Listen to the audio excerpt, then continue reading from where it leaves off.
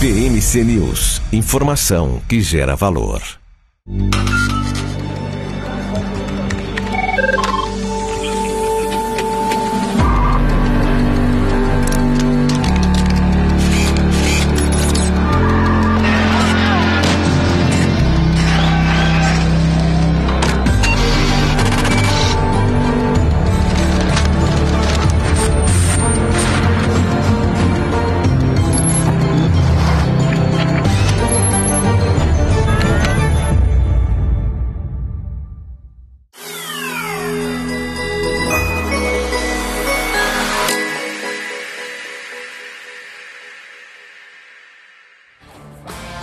Olá pessoal, estamos com mais um Você com Dinheiro, seu programa sobre investimentos aqui da BMC News. E hoje nós temos mais um dos nossos convidados mais do que especiais.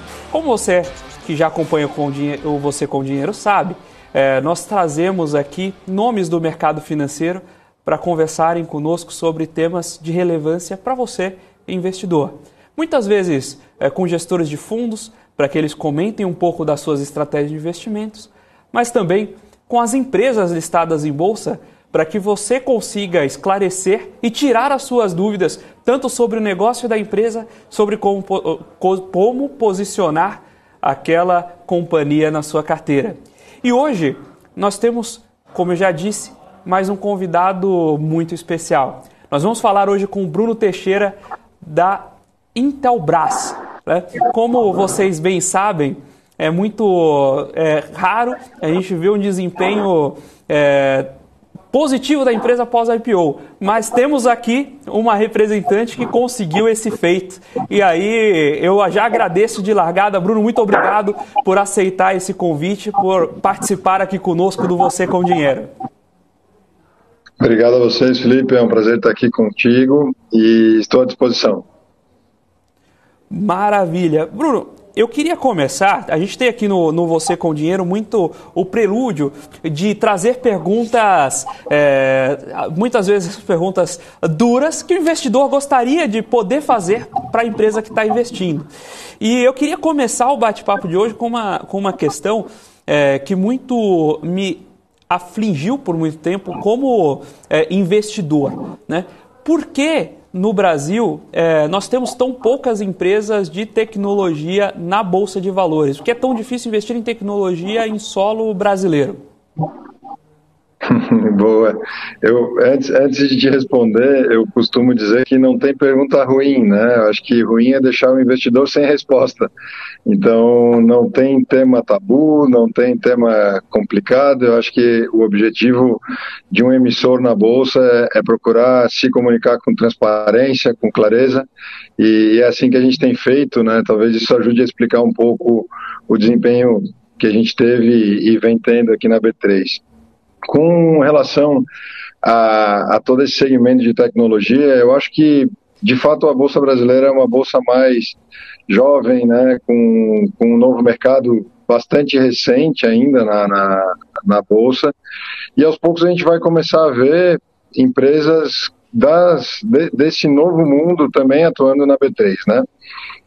Os grandes bancos estão lá, as empresas de commodities estão lá, e aos poucos a gente vai criando essa oportunidade também para as empresas de hardware, as empresas de software e as empresas de tecnologia se apresentarem ao mercado de capitais, se apresentarem ao mercado financeiro, cada uma com a sua história, cada uma com a sua expectativa de investimento e retorno, e aos poucos a gente vai criando esse mercado. Eu lembro na época do IPO, os bancos nos perguntavam sobre peers, sobre empresas que pudéssemos ser comparados, né, naquele momento, e de fato a Intelbras era uma empresa que estava iniciando, né, mais uma vez sendo pioneira no mercado, essa participação na Bolsa. Então acho que aos poucos, né, com todos os atuantes no mercado fazendo o seu papel, a gente vai construindo também um segmento de tech na Bolsa Brasileira, e evoluindo, como tudo precisa acontecer, de fato, pouco a pouco, evoluindo cada um ao seu momento, né? Mas eu tenho certeza que é uma questão de tempo. Você comentou aí que os bancos perguntavam, né, de peers. A Intelbras ela chegou a se desenvolver muito tempo, inclusive com um M&A bem ativo, que depois eu queria também trazer algumas perguntas, mas no formato chamado, ela evoluiu em bootstrapping, né? O mercado financeiro tem bons termos americanizados, que significa que a empresa conseguia a caixa para reinvestir e continuar o seu modelo de crescimento. De onde veio a ideia de ir para o mercado? O que vocês enxergaram? Precisavam de capital? Queria mudar alguma coisa de estrutura de capital ou não? Foram porque enxergaram uma oportunidade? De onde veio? Por que a empresa foi buscar o mercado naquele momento? Esse é um excelente ponto e tem muita relação com a forma que a família fundadora entende e administra o negócio, né? Há muito tempo já a família vem profissionalizando a gestão. O nosso CEO, o Sr. Altair Silvestre, é um executivo profissional, ele não é membro da família controladora. A família já atua na administração da companhia há bastante tempo no conselho de administração. E eles sempre tiveram a perspectiva de que uma empresa de capital aberto teria realmente mais oportunidades de se perenizar no mercado, de crescer com governança e realmente fazer o seu papel, né, a eles como controladores e investidores aqui da companhia, de manter o negócio num ritmo importante de crescimento, de longo prazo, entregando para o principal ativo que é a Intelbras, né, deles. Esse era o principal arcabouço por trás da decisão. E, logicamente, a gente costuma falar de outros dois pontos importantes, né? O primeiro é dar um pouco de liquidez, né, de uma parcela pequena desse investimento. Então, os sócios controladores venderam o limite para que a gente pudesse ter 25% de free float na bolsa, de acordo com o novo mercado. E um terceiro ponto, que a gente sempre fez investimentos, você citou até na tua pergunta, né, que a gente é uma empresa que gera caixa, que traz dinheiro para a gente poder continuar movimentando esse motor de crescimento, e dessa forma a gente sempre atuou de uma forma um pouco mais conservadora, né? Quando do evento da IPO, que a gente fez uma estruturação de alguns projetos e captou aqueles 700 milhões na oferta primária, a gente pode acelerar, pode fazer projetos um pouco mais audaciosos, ainda que com o pé no chão, de fato, bastante consciente do que esses projetos poderiam trazer, mas eu te diria que são esses três grandes aspectos: a perenização do negócio, um pouquinho de liquidez para a família controladora e esses projetos poderem ser acelerados a partir da entrada de recursos. Então a gente está bastante satisfeito de estar na Bolsa, né, e a gente viu já 2021 com crescimento bastante forte, 2022 vindo também acelerado, então temos consciência de que fizemos o movimento correto. Muito bem, eu dei uma olhada aqui enquanto você estava falando, Bruno, dei uma olhada aqui no Com Dinheiro, de acordo com a demonstração que foi publicada agora na segunda-feira, né, relativa a fechamento do trimestre, 30/9, vocês tinham ali um pouco mais de 900 milhões em caixa, né? Então, você comentou dos 700 milhões da oferta primária, então vocês têm mais caixa hoje do que vocês trouxeram no IPO, né? Isso não é brincadeira. Agora, eu tenho que fazer uma pergunta que o investidor, às vezes, fica assustado quando a empresa ainda é recente de bolsa, né? Aconteceu uns 2 ou 3 meses o anúncio do Nubank de eventualmente fechar as BDRs. Esse dinheiro em caixa não é para fechar a listagem não, né, Bruno? Não, de jeito nenhum, de jeito nenhum. A gente tem bastante projeto bom para fazer a aplicação dele e a gente tem uma gestão muito clara e conservadora do caixa. A gente entende que uma empresa com caixa robusto é uma empresa que passa por momentos de macroeconomia mais difícil, né, com maior tranquilidade, se é que a gente pode usar o termo tranquilidade em um ambiente macro difícil, né, mas atravessa momentos complexos com mais serenidade e acaba aproveitando oportunidades que esses momentos mais complexos trazem. Então a gente tem uma premissa de ter pelo menos 2 meses de faturamento no caixa, e aí com todo esse crescimento previsto, a gente precisa sim ter dinheiro dentro do caixa e fazer os investimentos corretos. E esse corte de 2 meses de faturamento no caixa está crescendo rápido, né? Porque só nos últimos 24 meses aí a companhia dobrou o faturamento anual, né? Esse último balanço saiu bem interessante. Agora, eu comentei do IPO e do M&A. A Intelbras se desenvolveu, né, nos últimos anos, mesmo antes do IPO, com aquisições muito interessantes. Ele tem um posicionamento em alguns mercados específicos que vieram muito lá atrás também das aquisições. A compra da Maxcom lá atrás, no começo de comunicação condominial, fez uma diferença tremenda, porque virou... eu não vou falar monopólio para não parecer que é um termo pejorativo, mas virou um controle muito grande do setor, né? E como vocês têm visto esses M&As pós-IPO? Lógico, o cenário de taxa de juros mudou um pouco desde o lançamento a mercado, mas como vocês têm visto essas oportunidades de IPO? Tem janela ainda? E tem alguma coisa, vocês estão olhando e podem comentar alguma coisa? Sei que, lógico, a gente tem que, nem todas as informações a gente pode passar, mas tem alguma coisa que você pode trazer para a gente de legal que está acontecendo em termos de M&A com a Intelbras? Você trouxe um excelente exemplo, a Maxcom lá há quase 15 anos atrás, né? De fato, a gente tem como perspectiva olhar sempre oportunidades. A gente sempre busca empresas que possam complementar nosso portfólio, que possam complementar nossa solução tecnológica. Mais recentemente, a gente fez um movimento muito interessante de aquisição da Savent, que é uma empresa prestadora de serviços de software, né? Essas portarias remotas. Hoje a Savent é líder em portaria remota, nessa gestão do ambiente necessário para oferecer uma boa portaria remota com nível de serviço adequado. A gente vê ainda muitas empresas que prestam esse serviço fazendo de uma forma meio que montando um Frankenstein, e a Intelbras tem uma solução completa de hardware e com o software da Savent acaba entregando a solução completa de portaria remota.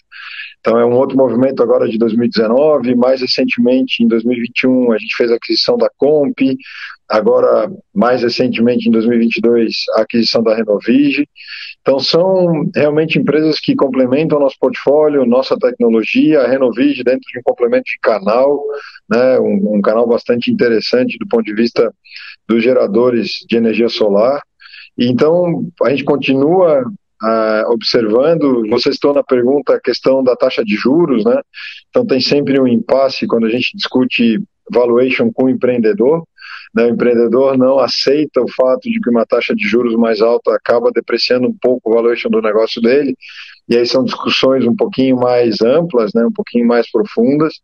O ambiente não está fácil para fazer alocação de capital em aquisições, mas a gente entende que sim, é uma vertente bastante interessante, existem sim conversas acontecendo, e a gente divide o nosso negócio em 6 segmentos de atuação, mas em 6 unidades de negócio, né? E aí essas 6 unidades de negócio sim enxergam oportunidades, e a gente continua conversando com bastante gente.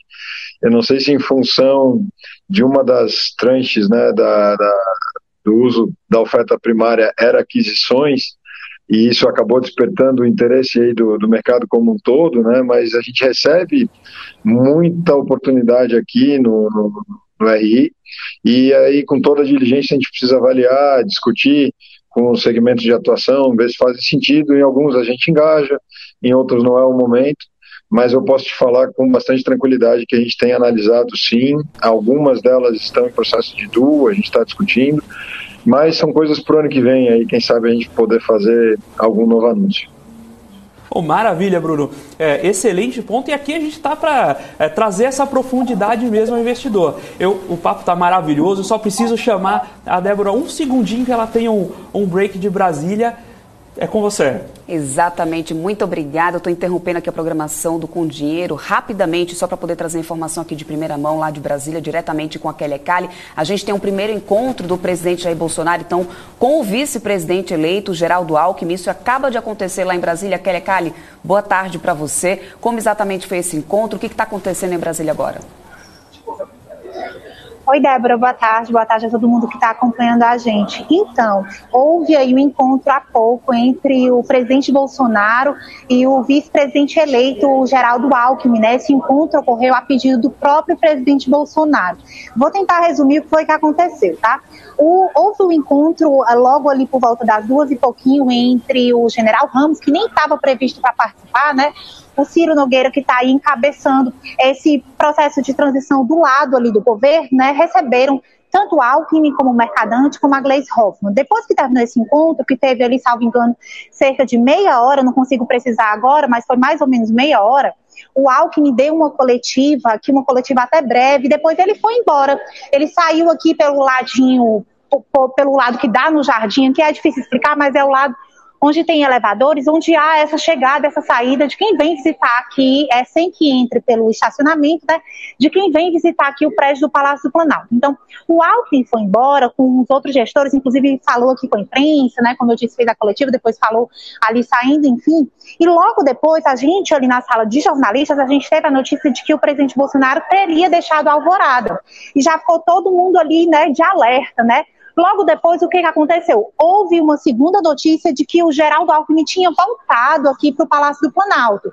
E aí a gente ficou sem entender o que é que de fato tinha acontecido. Então eu busquei minhas fontes ali que são mais próximas ao presidente Jair Bolsonaro para saber se de fato havia tido um encontro entre o presidente Bolsonaro e aí o vice-presidente Geraldo Alckmin. E aí eu apurei essa informação que eu trouxe para vocês. Houve sim um encontro deles muito breve aqui no Palácio do Planalto, né, que foi pedido inclusive pelo presidente Jair Bolsonaro para que eles pudessem ali falar rapidinho. E o encontro foi rápido, porque o Alckmin chegou e já saiu logo em seguida, viu? Informação aí para vocês de primeira mão aconteceu aqui, que com certeza vai ser a notícia do dia aí, Geraldo Alckmin e Bolsonaro se encontram aqui rapidinho no Palácio do Planalto. Eu volto com vocês.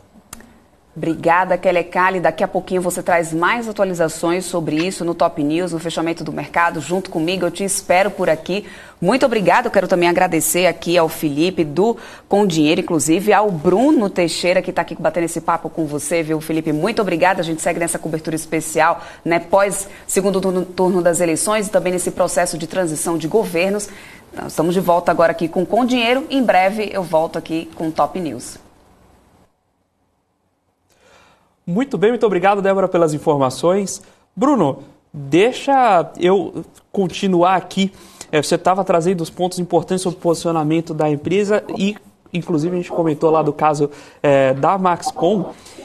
É inevitável perguntar que, poxa, a Intelbras foi construindo ao longo desse tempo uma estrutura muito robusta em alguns mercados que muitas outras empresas, especialmente a montagem de indústrias de bens de varejo mais acessíveis, olham menos. Então, comunicação predial, a parte de automação, você comentou agora sobre portarias virtuais, né, que acabam permitindo a empresa. Ela tem concorrentes ali estrangeiras, né? Você tem Hikvision, você tem outras opções, eventualmente chinesas, que são fortes no mercado. Mas você consegue fugir um pouco dessa briga de grandes nomes, né? De ver a Samsung tem a parte de controle de acesso eletrônico, fechaduras, etc., mas não é o forte dessas empresas. E vocês acabam entrando nesse segmento que eventualmente permite fugir um pouco da competição. Como não cair na tentação de ir para mercados de maior volume e com uma competição maior? Vamos ver, nós vamos ver uma Intelbras fabricando televisores, por exemplo? Bom ponto. Eu acho que a resposta dessa pergunta a gente precisa iniciar comentando o que a Intelbras faz, né? Onde a gente agrega valor, e eu acho que a clareza desse aspecto é bem relevante para a gente poder seguir crescendo, encontrando mercados adjacentes e realmente fazendo a diferença nesse mercado. Você citou as fechaduras digitais, né? E a gente fala com bastante orgulho da decisão de ter iniciado o negócio de fechaduras digitais aqui dentro da nossa área de negócio de controle de acessos, porque a gente, junto com as revendas, junto com os nossos parceiros que a gente treina todo ano, aí são mais de 200 mil treinamentos ano, mostrando novos negócios, habilitando tecnicamente e comercialmente esses parceiros a fazer negócio, a gente acaba criando um mercado e desenvolvendo esse mercado no Brasil. Leva um portfólio adequado à necessidade do cliente brasileiro, no preço certo, com as características certas, com as opções certas e disponível, né, em todo o Brasil, e acaba criando esse mercado, fazendo ele acontecer. Então, enquanto a gente tiver clareza de onde agrega valor, a gente vai sempre tomar as decisões certas. Eu queria contar uma historinha curta, mas eu acho que ela ajuda a ilustrar isso que eu estou falando, porque a Intelbras passou lá no final da década de 90 pelo processo de privatização do setor de telecomunicações em um mercado que cresceu muito rápido e a gente soube aproveitar aquele momento, se tornando líder, né, à frente de grandes marcas aí, internacionais que atuavam no Brasil. E depois daquele boom, no final da década de 90, o mercado de telecom pouco cresceu, né? Ele trabalhou, principalmente essa telecomunicação analógica, corporativa, trabalhava em um ritmo de crescimento quase que estável. E a gente sempre com essa perspectiva de fazer um negócio com crescimento, de ser inovador, a gente estudou novos negócios adjacentes. Naquele momento, lá em 2005, a gente tomou a decisão de entrar em segurança eletrônica e redes. Redes, de uma forma muito natural, a gente enxergava que as telecomunicações passariam por dados, e aí você precisava ter esse meio, né, de acesso, os switches, os roteadores, também na nossa base de produtos. E segurança, a gente entendeu que era uma nova oportunidade para esse revendedor, para esse instalador fazer negócios e voltar a crescer, voltar a fazer seu negócio ser próspero. Então a gente tem muita clareza de que esse core do relacionamento com a revenda, do projeto, por menor que ele seja, que precisa ser ofertado por um revendedor, vai ser sempre o carro-chefe das nossas tomadas de decisão. Então, se você pergunta especificamente sobre televisores, eu te respondo dizendo, poxa, será que uma revenda agrega valor para a venda de um televisor? Ou a gente vai vivenciar um mercado onde a presença no grande varejo, talvez uma promoção de preços mais forte, seja de fato o que motiva, né, uma aceleração de vendas e uma penetração de mercado. Então, difícil ver a Intelbras com televisores de varejo, mas se você parar para pensar que um grande sistema de segurança precisa de um monitor, precisa talvez de um video wall, eu talvez não vá brigar na TV Smart lá dentro da casa do cliente, mas pode ser que eu ofereça sim um video wall e passe a ter também um pouquinho desse mercado de monitoramento de imagens, de visualização das imagens. Então acho que a linha para a gente está muito clara de que eu preciso agregar valor, eu entendo e sei onde a Intelbras agrega valor e é por aí que eu vou continuar desenvolvendo os produtos, os portfólios, né, tentando levar uma solução única, uma solução integrada para os nossos clientes, ora residenciais, ora pequenos e médios negócios e mais recentemente, inclusive, grandes corporações que vêm trabalhando com a marca Intelbras. Maravilha, Bruno. Fantástica a sua resposta. É muito bom ouvir e ter esse contato com a empresa, de entender a partir dela esse limiar, né? Onde ela divide os negócios. Realmente é uma oportunidade muito boa para a gente e para os nossos espectadores. Agora, tem uma questão também sobre o modelo de negócios. Onde entrar em montagem, onde entrar em produção. Mas eu vou deixar essa pergunta para daqui a pouquinho, logo depois do intervalo.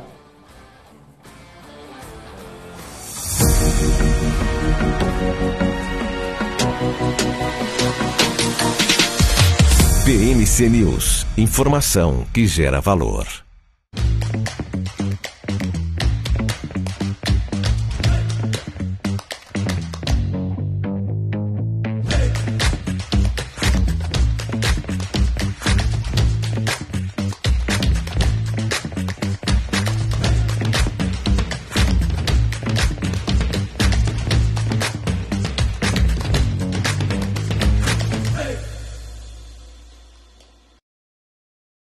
As empresas que fazem parte do seu dia a dia estão em uma das maiores bolsas do mundo, a Nasdaq.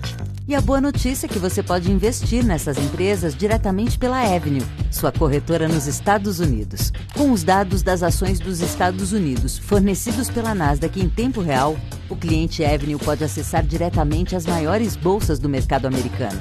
Entre neste mercado de tecnologia e inovação. Acesse avenue.com.br/Nasdaq e seja bem-vindo ao mercado global. O maior evento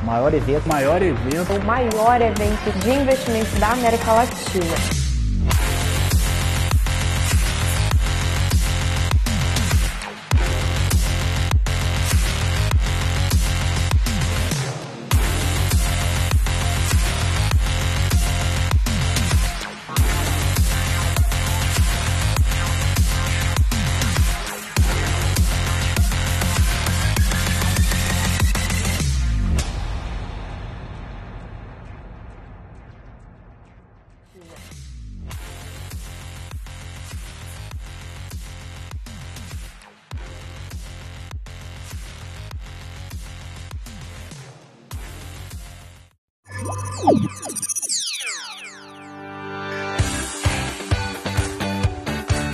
Aqui você pode negociar índices como DAX, Nasdaq e S&P 500 e commodities como soja, cobre, petróleo e café.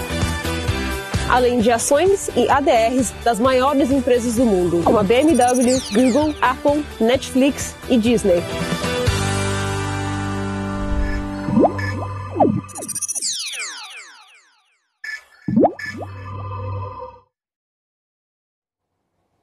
Olá pessoal, estamos de volta com o segundo bloco do Você com Dinheiro, hoje com a participação de Bruno Teixeira da Intelbras, dando uma aula sobre o setor de tecnologia e sobre esse mercado no Brasil. Um prazer ter você aqui conosco, Bruno. Queria aproveitar também para pedir aos nossos telespectadores que estão vendo pelo YouTube, deixem o seu like, deixem o seu comentário, tragam sua pergunta. Esse é o momento, vamos extrair o que a gente conseguir aqui do Bruno. Vamos aproveitar essa janela e, naturalmente, deixe também o like e siga o nosso canal, isso é parte da valorização do nosso trabalho. Muito bem, Bruno, logo antes do intervalo, eu comentei que eu tinha uma pergunta sobre a estratégia de posicionamento da empresa em termos de montagem e produção. Hoje, a Intelbras possui suas fábricas de montagem, mas ela também conta com muitas parcerias globais em termos de absorção de projetos e é um modelo praticado, Apple, Nike fazem esse tipo de sessão. Mas uma coisa que chamou a atenção, especialmente durante o período da pandemia, né, com a questão de crise de semicondutores e assim por diante, como funciona nesse modelo a gestão com a sua cadeia de fornecedores? Quanto isso pode atrapalhar? Como vocês conseguem associar os projetos, casar cronograma de lançamento? E quanto isso não deixa... De novo, vou trazer as perguntas da forma dura mesmo. Aí você fica à vontade para responder. Mas a empresa não acaba ficando na mão demais desses fornecedores? Então, esse é um ponto para a gente que é bastante relevante, estratégico, né? Hoje a Intelbras comercializa mais de 70% dos seus produtos produzidos aqui no Brasil, né? Na fábrica em Manaus, na fábrica em Santa Rita de Sapucaí ou aqui em Santa Catarina, em São José. E o Brasil pouco produz de componentes eletrônicos, né? Então, de fato, a gente vive uma realidade de importação de componentes do mundo inteiro, assim, de uma parcela da Ásia, da Europa, dos Estados Unidos, do Japão. Então tem uma relação que é necessária com toda essa cadeia de fornecedores, e é uma cadeia global, né? Então você precisa ter realmente presença, proximidade no desenvolvimento da tecnologia. A gente tem um P&D aqui com mais de 500 técnicos e engenheiros pensando na próxima linha de produtos, na próxima geração de tecnologia, e para que isso seja bastante assertivo, não adianta eu ter só relacionamento local aqui com os clientes, entendendo a necessidade do cliente brasileiro. Eu também preciso ter relacionamento lá fora com aqueles que podem me ajudar a desenvolver as tecnologias. E aí, a gente viu, por exemplo, a indústria automotiva tendo bastante dificuldade no abastecimento de semicondutores, que a gente logicamente teve também, a gente atravessou momentos bastante difíceis, mas a gente em nenhum momento parou a fábrica, teve que não entregar produtos, né? Teve alguma demanda que acabou ficando atrasada, que devido a toda a dificuldade, a gente precisou pedir um período de entrega, né, um lead time de entrega um pouquinho maior para os nossos clientes, mas a fábrica seguiu rodando, a gente viu a Intelbras entregando receita tanto em 2020 quanto em 2021 de uma forma bastante robusta. Então eu entendo que o relacionamento, tanto com a ponta fornecedora, seja ela responsável por um produto que eu tenha licenciado para alguém produzir em nome da Intelbras, desenvolvido por mim, desenvolvido em parceria com algum parceiro, mas produzido lá fora, ou comprando partes, comprando matéria-prima para poder trazer e montar nas minhas fábricas, a gente precisa ter esse relacionamento, né, muito bem azeitado, muito bem construído. A Intelbras tem hoje um escritório na China, são mais de 60 pessoas que trabalham conosco lá, realmente mantendo esse nível de relacionamento cada vez mais próximo, entendendo, se mostrando também um parceiro adequado para o desenvolvimento dos negócios aqui na América Latina, mais especificamente no Brasil, e aí é uma relação de mão dupla, né? Eu suporto para que o negócio deles flua, eles me apoiam para que o meu negócio flua, e a gente conseguiu atravessar, logicamente, com muito esforço, com muita estratégia, com muita presença, esses momentos mais complexos que foram, né, 2020, 2021, e continua com bastante clareza aí, trazendo oportunidades para o mercado brasileiro de tecnologias novas, de linhas de produtos novas. A gente hoje tem, para te dar um exemplo, uma linha bastante robusta e a mais completa a nível nacional de casa conectada. Então você tem câmeras integradas com alarmes, com gestão de energia, com a Alexa ou com o Google, com a sua fechadura digital, né? Então você consegue hoje automatizar uma residência aos poucos, devagarzinho, montando cenários, montando primeiro o teu quarto conectado, depois a tua sala conectada, daqui a pouco você está com a casa inteira, aos poucos. Isso vem sendo construído pela Intelbras há um bom tempo, já com grandes parcerias. Algumas produções locais, algumas produções lá fora, e o importante é estar sempre entendendo a demanda do consumidor brasileiro e ofertando a linha de produtos adequada. Onde a gente vai montar onde for mais competitivo. Hoje, como eu citei no início, né, 70% das nossas vendas estão aqui no Brasil, a gente entende que é competitivo montando localmente, as nossas fábricas são muito produtivas e eficientes, e é por isso que a gente segue com essa estratégia. Os 30% que a gente monta lá fora é porque hoje vale mais a pena trazer lá de fora. E como funcionam essas parcerias de modo a você não, digamos, correr o risco, entre aspas, de uma verticalização? Então, como vocês conseguem garantir essa geração de valor no meio do caminho para que não instigar o interesse do seu parceiro comercial, eventualmente lá fora, que está trabalhando nesse projeto de desenvolvimento com você, em dar um ponto adiante e ele fazer a própria comercialização? Esse é um ponto importante, né? A gente precisa escolher o parceiro certo, entender o negócio de uma forma adequada, qual é o papel dele, qual é o meu papel. Obviamente, trabalhar um contrato, acho que as relações comerciais, elas são feitas de boa fé, mas elas precisam ser sustentadas por um contrato bastante rigoroso e bastante claro, né, de quem são as responsabilidades, até onde eu vou, até onde meu parceiro vai. E a gente tem conseguido, de fato, construir relacionamentos muito longos, duradouros, né, benéficos para ambas as partes. E à medida que o negócio vai se desenrolando e vai sendo bom para todo mundo, você tira um pouco essa perspectiva de que alguém vai vir e te deixar na mão, né, para usar até o termo que você usou no começo, né? Então, assim, você precisa ter cuidado, escolher certo, fazer um bom contrato e realmente exercitar anualmente ou na frequência que cada um dos contratos traga a tua discussão estratégica, onde que agrega valor, volta à questão da agregação de valor, né? Onde você agrega valor, aonde você precisa do valor agregado por ele. Então, eu acho que tem gente, sim, que talvez olhe para o mercado brasileiro e ache que é só vir aqui, né, encontrar um importador e fazer o negócio acontecer. Eu acho que ao longo dos últimos 10 anos não faltaram empresas aí lá de fora que tentaram fazer dessa forma e o que a gente vê é a Intelbras com muita humildade, com muito suor, com muito trabalho, crescendo, fazendo acontecer e realmente se tornando uma empresa ainda mais forte, independente do que a concorrência tente fazer aqui no mercado nacional.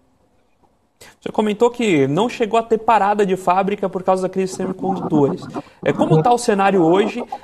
Existe uma perspectiva disso ainda afetar a produção?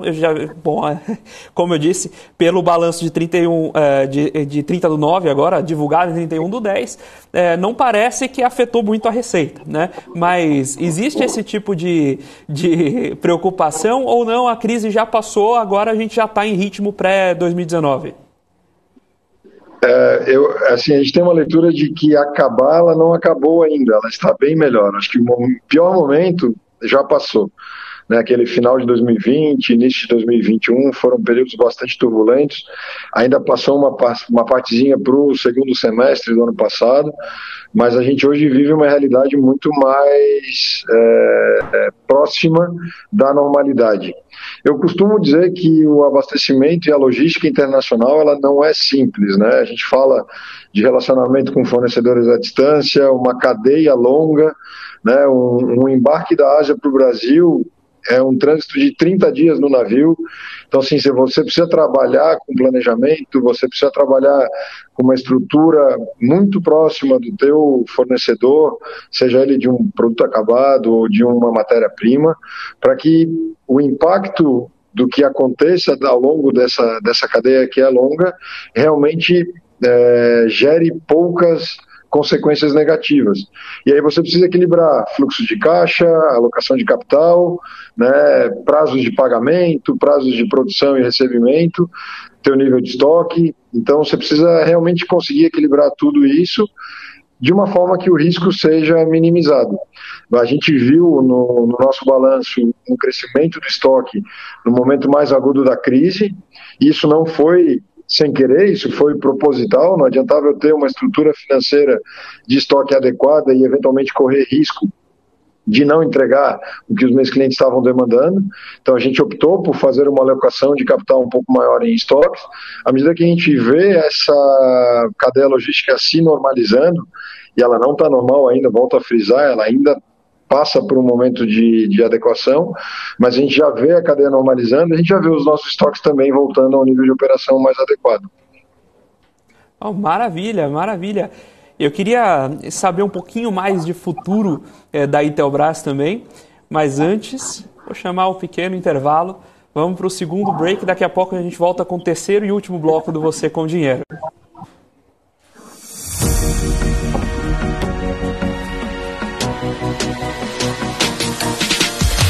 BMC News, informação que gera valor.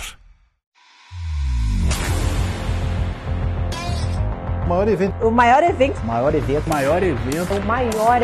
de investimento da América Latina.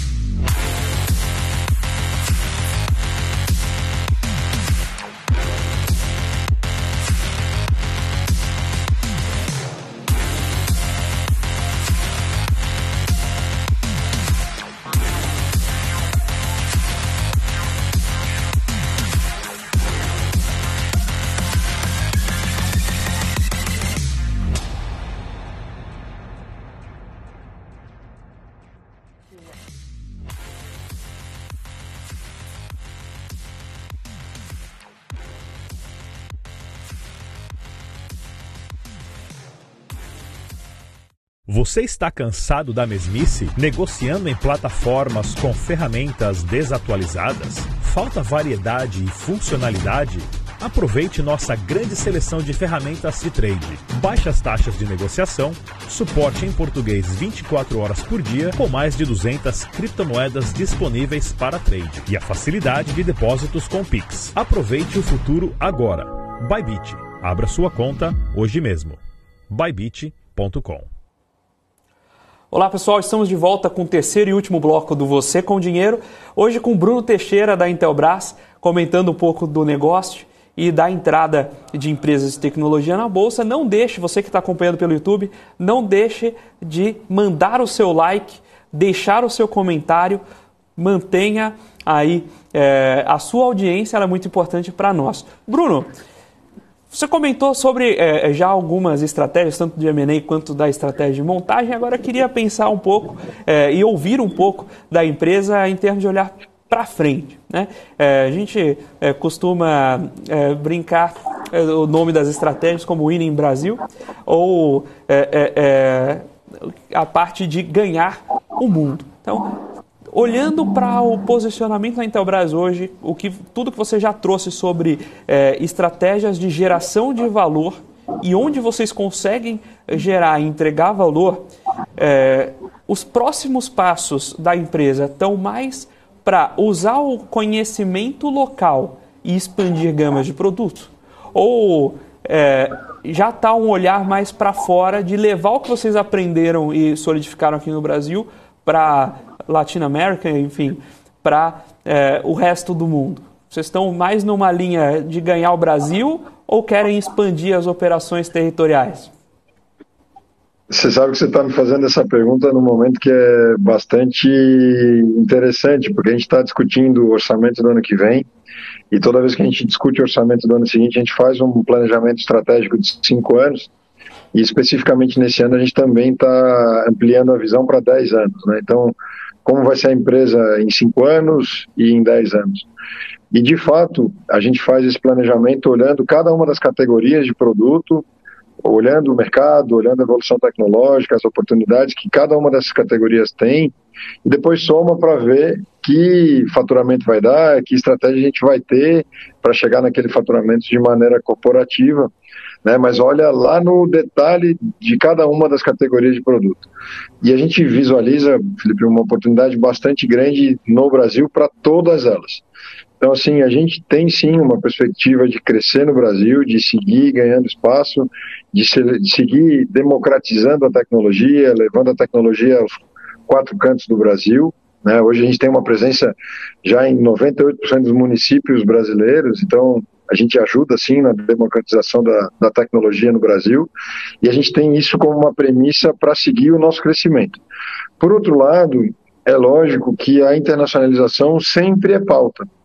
A gente tem uma operação bastante interessante com distribuidores no Uruguai, né? A gente tem uma presença bastante relevante ali, ainda é um mercado pequeno, se a gente for olhar todas as oportunidades que a gente enxerga na América Latina, mas aos poucos a gente vai sim estudando, fazendo movimentos para poder ampliar o negócio fora do Brasil.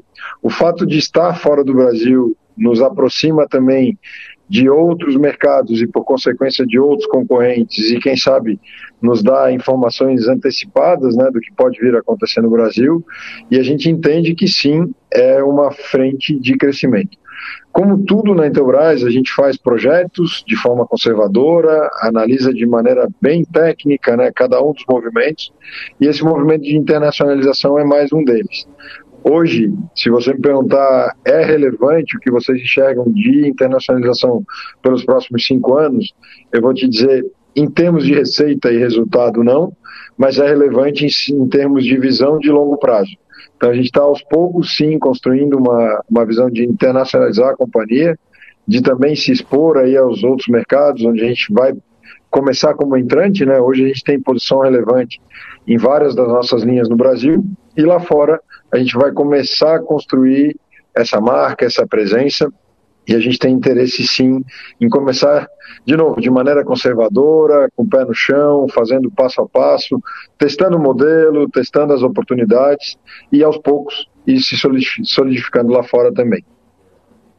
Hoje nós recebemos aqui o Bruno Teixeira, da Intelbras, e tivemos a oportunidade de perguntar algumas questões interessantíssimas sobre o mercado. Acho que valeria, Bruno, a gente ter vários outros programas ainda para adentrar nesses assuntos. Realmente tem muita coisa bacana, e é bom de ver essa visão, é bom de ter essa visão da empresa dentro do dia a dia e como vocês estão tomando essas decisões. Essa transparência com o investidor é, sem dúvidas, muito bacana. E dá para ver, estou aqui também acompanhando com o dinheiro, que tem ganho também a confiança dos investidores institucionais. Você vê, pelas carteiras de junho, que já estão abertas, tem pelo menos aqui 80 gestoras diferentes investindo em Intelbras, o que é muito bacana. mas remete à última pergunta que eu tenho para o programa de hoje. Por que ter Intelbras na carteira, Bruno? Para mim é fácil, né? Eu tenho. Mas vamos lá. Eu acho que, basicamente, você precisa olhar a estratégia da companhia e ver se ela faz sentido com o teu horizonte de investimento, com as tuas perspectivas enquanto investidor, né?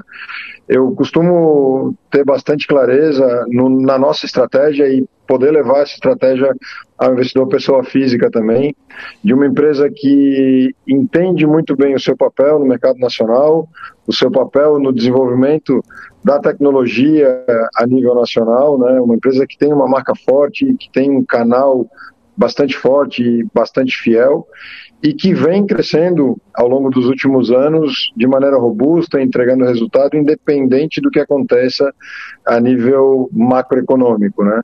A gente tem essa mesma perspectiva para o futuro, de seguir crescendo a companhia, de seguir entregando resultado, uma equipe profissional, uma equipe muito dedicada a entregar esses resultados, mesmo antes de abrir capital. A gente sempre se reportou ao conselho de uma forma bastante clara, bastante previsível e, de fato, entregando aquela previsibilidade em resultados. E é assim que a gente quer construir o nosso relacionamento com o investidor institucional, com o investidor pessoa física, né? Aos poucos a gente está mostrando a que veio, mostrando, compartilhando as estratégias, e se o investidor tem essa perspectiva de trazer para sua carteira uma empresa que vai se fortalecer, que vai continuar entregando resultados e aos poucos vai ganhando cada vez mais a confiança do mercado, e aí isso certamente se reflete em múltiplos, se reflete em lucro maior, se reflete em aproveitar oportunidades de uma forma mais eficiente em termos de captação de recursos e investimento desses recursos. Eu acho que faz bastante sentido para o investidor trazer INTB3 para sua carteira, né? Talvez aquele investidor que queira um trade mais rápido, queira aproveitar uma oportunidade, eu acho que tem sempre oportunidades, né? A gente viu oscilações na Bolsa ao longo desse ano, que certamente alguns dos investidores pessoa física aproveitaram, né?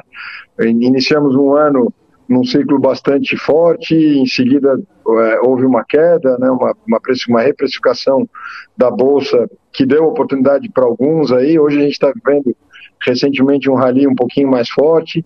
Então aquele investidor que quer curto prazo, eu acho que tem outras variáveis que ele precisa levar em consideração, e aí o nosso domínio aqui é sobre o negócio, né? Então eu consigo falar com bastante clareza aquele investidor que quer sim montar uma carteira, entender uma companhia saudável, uma companhia robusta, com perspectivas excelentes de crescimento, que vem entregando e certamente vai seguir entregando, porque aqui a equipe é obcecada por entregar resultados, e é assim que a gente vai seguir gerindo o negócio. Muito obrigado pela sua participação, Bruno. Foi realmente fantástico o bate-papo. Agradeço realmente pela oportunidade. Agora a gente vai chegando ao fim do Você com Dinheiro. Fique agora com Top News, com fechamento de mercado. E até segunda, aí com o meu companheiro de bancada, Rafael Pasquarelli. Até lá!